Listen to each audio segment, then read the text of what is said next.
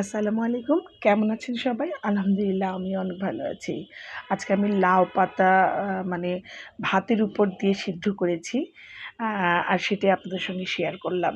তো যখন পাবনায় গিয়েছিলাম তখন এই যে ক্ষেত থেকে একদম লাউয়ের পাতা উঠিয়ে এনেছিলাম। আর এটা কিন্তু প্রায় ১ সপ্তাহের মতো আমি রেখেছিলাম। দেখুন পাতাগুলো এখনো কত টাটকা আছে।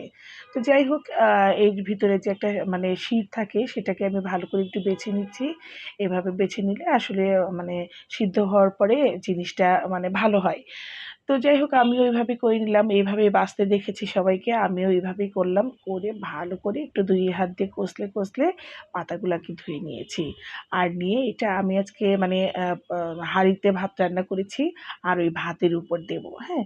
তো ভালো করে ধোয়াটাও হয়ে গেলে এই যে আমি ভাতের উপর ভাতটা যখন 70% রান্না হয়েছে তখন এই ভাতের উপর আমি পাতাগুলো দিয়ে হালকা একটু লবণ ছিটা দিয়েছি। দিয়ে এই যে ব্যাস ঢাকা দিয়ে দিলাম। তো আ এইদিকে ভাতটাও হয়ে যাচ্ছে আর পাতাটাও সিদ্ধ হয়ে যাচ্ছে। তো আমি একটু ঢাকনা উঠিয়ে দেখলাম কি অবস্থা? তো দেখলাম ভাতের মধ্যে একটু পানি নিচে বুড়বুড় করছে। তো আবার আমি একটু ঢাকা দিয়ে দিয়েছি। দিয়ে যে ২ মিনিট পরে একদম পুরোটা কমপ্লিট হয়ে গেছে। ভাতও হয়ে গেছে, শাকটাও সিদ্ধ হয়ে গেছে।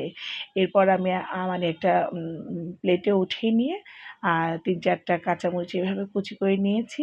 আর ২ টো পেঁয়াজ দিলাম, স্বাদমতো লবণ আর মানে কাঁচা সরিষার তেল দিয়ে ভালো করে চটকে মেখে নিচ্ছি।